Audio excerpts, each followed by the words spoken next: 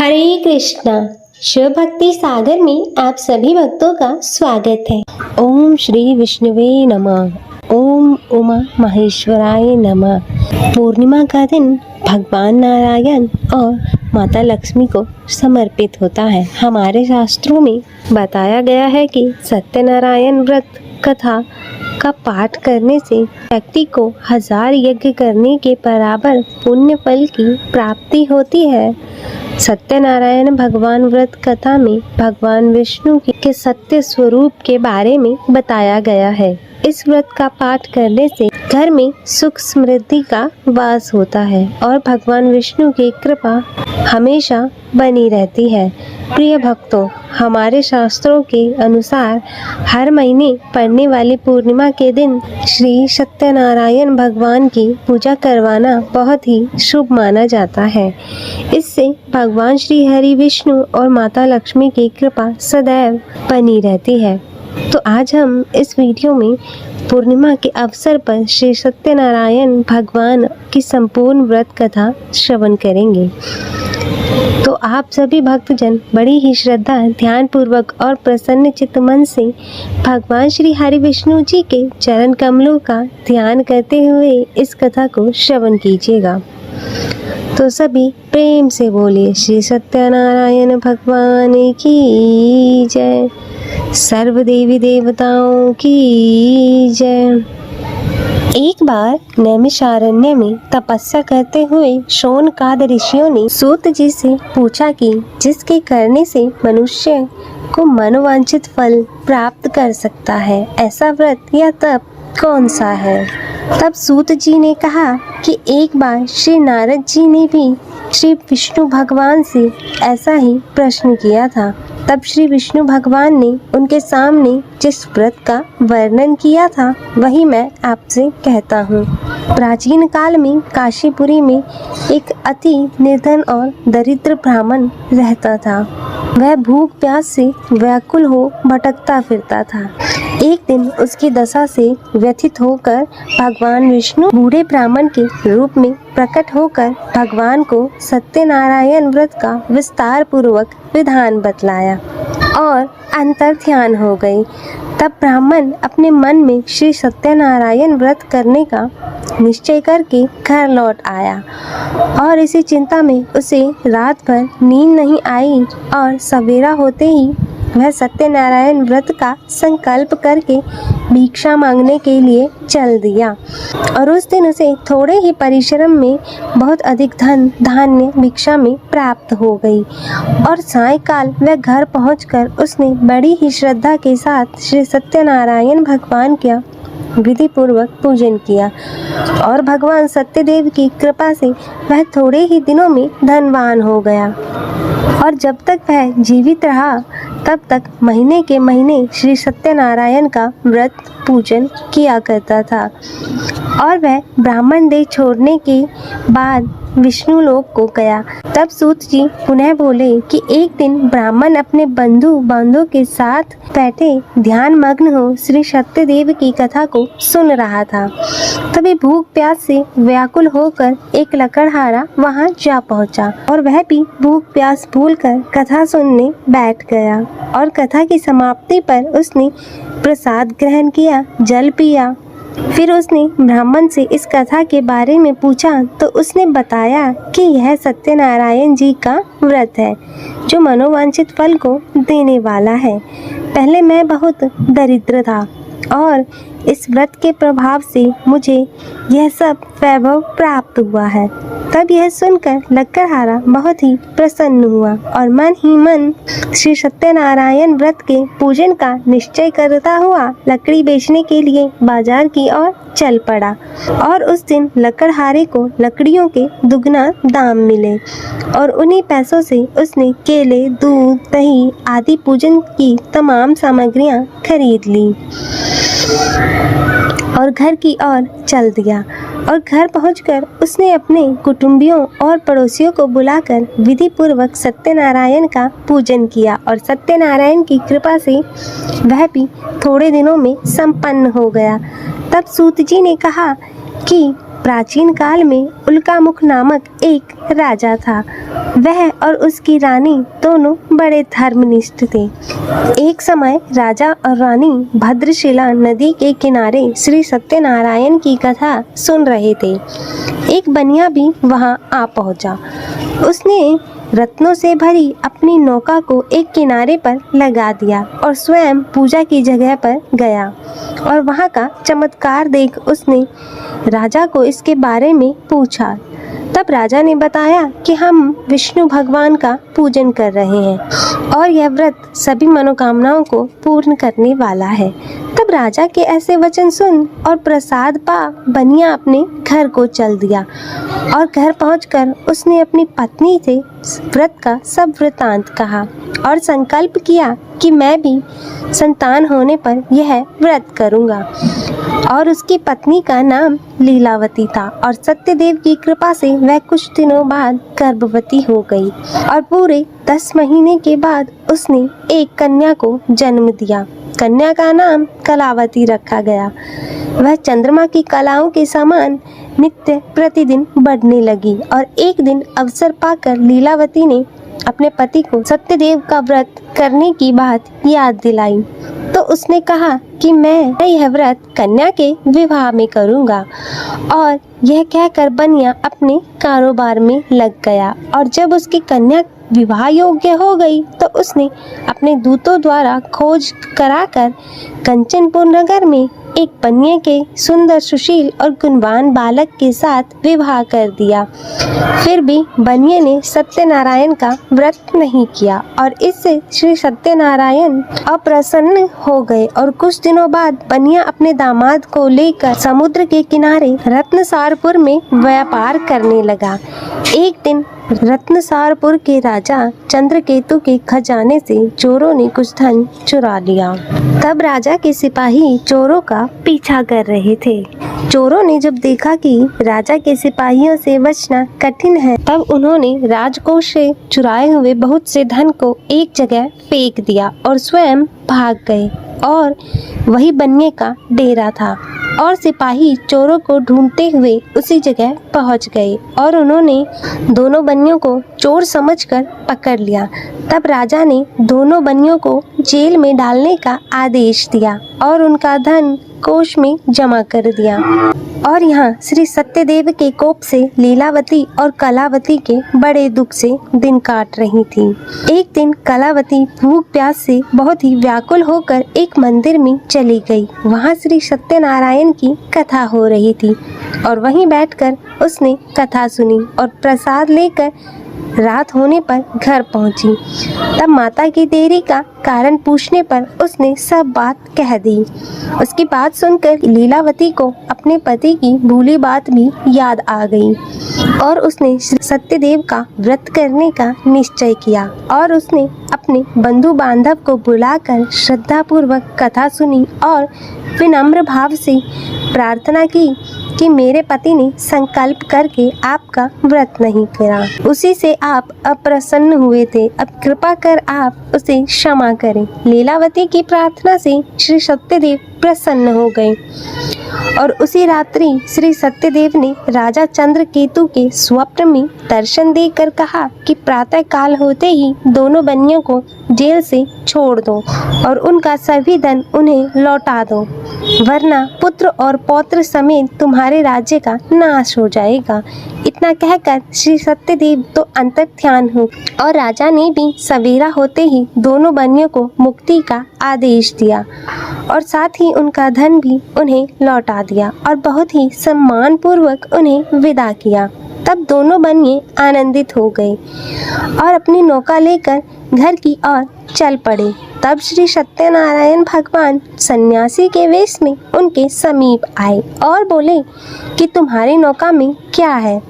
तब बनिए ने हंसते हुए उत्तर दिया कि नौका में लता पत्रों के सिवाय कुछ भी नहीं है। यह सुनकर दंडी स्वामी ने कहा कि तुम्हारा वचन सत्य हो। तब स्वामी के चले जाने पर बनिए ने देखा कि नौका हल्की होकर ऊपर को उठ रही है। उसे बड़ा कौतूहल हुआ और उसने जैसे ही देखा कि बेहोश होकर गिर पड़ा। किंतु दामाद ने कहा, इस प्रकार घबराने से काम नहीं चलेगा, यह सभी उन्हीं स्वामी की करामात है, चलकर उनसे प्रार्थना की जाए, फिर से वैसा ही सब हो जाएगा। तब दामाद की बात मानकर बनिया स्वामी के पास पहुंचकर उनके चरणों में गिर पड़ा और बार बार उनसे क्षमा याचना करने लगा और उनकी विनती प्रार्थना से भगवान ने प्रसन्न होकर उन्हें इच्छित वरदान दिया और स्वयं उसी जगह अंतर ध्यान हो गए। तब बनियों ने नाव के पास जाकर देखा तो वह धन रत्नों से परिपूर्ण थी। तब उन्होंने वहीं श्री सत्यदेव का पूजन किया और कथा सुनी। फिर वहीं घर की ओर चल दिए और अपने नगर के समीप पहुंचकर बनिए ने लीलावती के पास अपने आने का समाचार भेजा और लीलावती उस समय श्री सत्यनारायण की कथा सुन रही थी। तब उसने अपनी पुत्री कलावती से कहा कि तुम्हारे पिता और पति आ गए हैं, मैं उनके स्वागत के लिए चलती हूँ। तुम भी प्रसाद लेकर शीघ्र ही नदी के तट पर पहुँच जाना। और कलावती प्रसन्नता के कारण इतनी विमुक्त हो गई कि वह कथा का प्रसाद लेना भी भूल गई और तुरंत ही नदी के तट की ओर दौड़ पड़ी। और वह जो ही नदी के किनारे पर पहुंची त्यों ही उसके पति समेत नौका जल में डूब गई। और यह देखकर बनिया हाहाकार करके छाती पीटने लगा। लीलावती ने भी दामाद के शोक में विलाप करने लगी और कलावती अपने पति की खड़ाऊ लेकर सती होने के लिए तैयार हो गई। तभी आकाशवाणी हुई, हे वणिक, तेरी कन्या सत्यनारायण के प्रसाद का निरादर करके अपने पति से मिलने के लिए आतुर होकर दौड़ी आई थी। यदि वह प्रसाद लेकर फिर आए तो उसका पति जीवित हो उठेगा। और यह सुन कलावती घर की ओर दौड़ पड़ी और श्री सत्यनारायण का प्रसाद लेकर नदी के किनारे आई तो क्या देखती है कि उसके पति समेत नौका जल पर तैर रही है। यह देख बनिया भी प्रसन्न हो गया और अपने घर पहुंच गया। और जब तक वह जीवित रहा तब तक उसने श्री सत्यदेव का व्रत करता रहा तथा श्रद्धा पूर्वक कथा सुनता रहा। इसके पश्चात सूत जी बोले कि एक समय तुंगध्वज राजा शिकार खेलने के लिए वन में गया हुआ था। वहां उसने देखा कि एक बरगद के वृक्ष के नीचे बहुत से गोप ग्वाल इकट्ठे होकर श्री सत्यनारायण की कथा सुन रहे हैं। तब राजा ने ना तो श्री सत्यनारायण को नमस्कार किया और ना ही जन के पास गया। तब गोपगण राजा को देखकर स्वयं प्रसाद लेकर उनके पास गए और प्रसाद को राजा के सामने रख दिया। लेकिन राजा ने प्रसाद की कुछ परवाह नहीं की और महल की ओर चला गया। और राजद्वार पर पहुंचते ही उसे मालूम हुआ कि उसके पुत्र पौत्र और धन संपत्ति सब नष्ट हो गई हैं। तब उसे वन की घटना स्मरण हो आई और उसने विचार किया कि श्री सत्यदेव के प्रसाद का निरादर करने के कारण ही मुझे यह दुख प्राप्त हुआ है। और यह सोचकर राजा पुनः वन में दौड़ पड़ा और सब गोप ग्वालों के साथ मिलकर श्रद्धा और भक्ति के साथ श्री सत्यदेव का पूजन करके प्रसाद ग्रहण किया।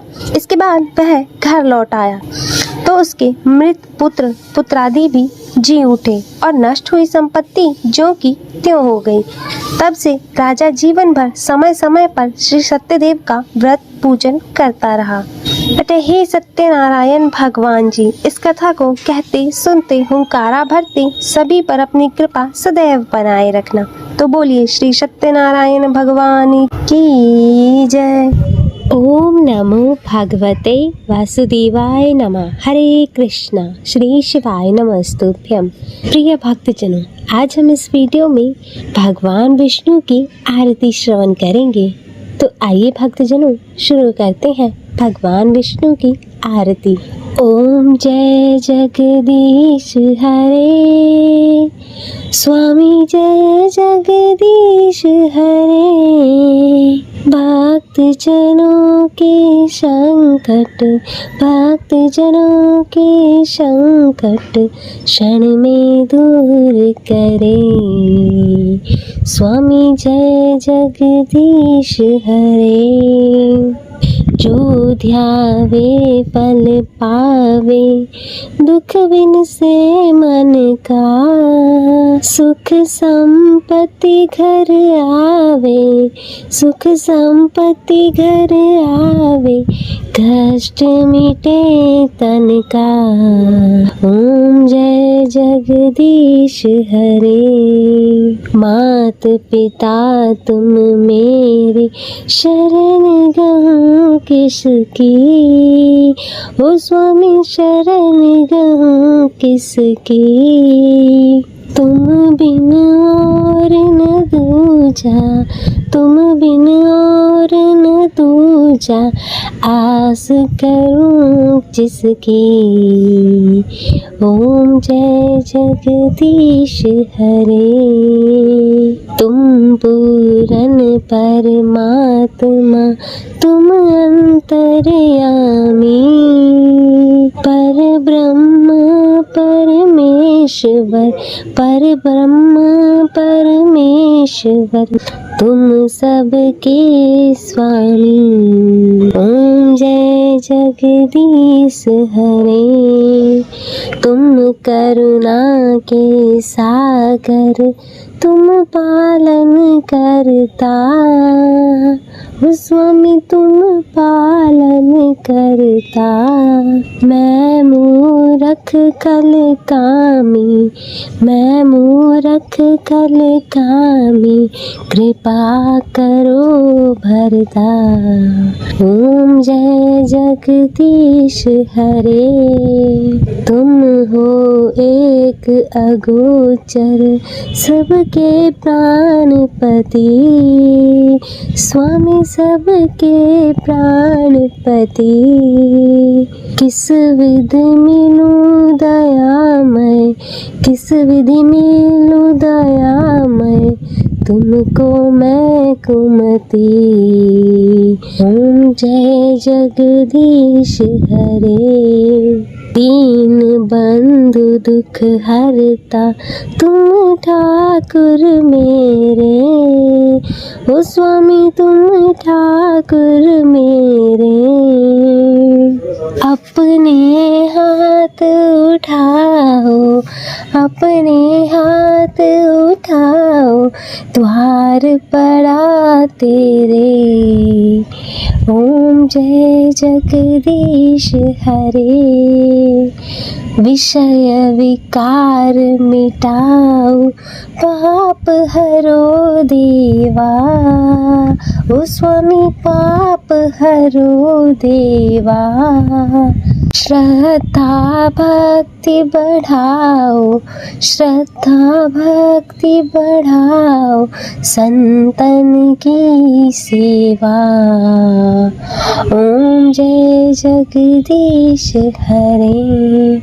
मन धन और संपत्ति सब कुछ है तेरा, ओ स्वामी सब कुछ है तेरा। तेरा तुझको अर्पण, तेरा तुझको अर्पण, क्या लागे मेरा। ओम जय जगदीश हरे। जगदीश्वर जी की आरती जो कोई नर गावे, कहत शिवानंद स्वामी, कहत शिवानंद स्वामी, मनवांछित फल पावे। ओम जय जगदीश हरे। ओ स्वामी जय जगदीश हरे। भक्त जनों के संकट, भक्त जनों के संकट क्षण में दूर करे। स्वामी जय जगदीश हरे। हरे कृष्णा। तो प्रिय भक्तगणों, मैं उम्मीद करती हूँ कि आपको यह कथा पसंद आई होगी और वीडियो अच्छी लगी हो तो इसे लाइक करें और ज़्यादा से ज़्यादा शेयर करें और कमेंट में सत्यनारायण भगवान की जय लिखना ना भूलें और चैनल को सब्सक्राइब कर नोटिफिकेशन बेल को ज़रूर ऑन करें। हर हर महादेव। ओम नमः शिवाय।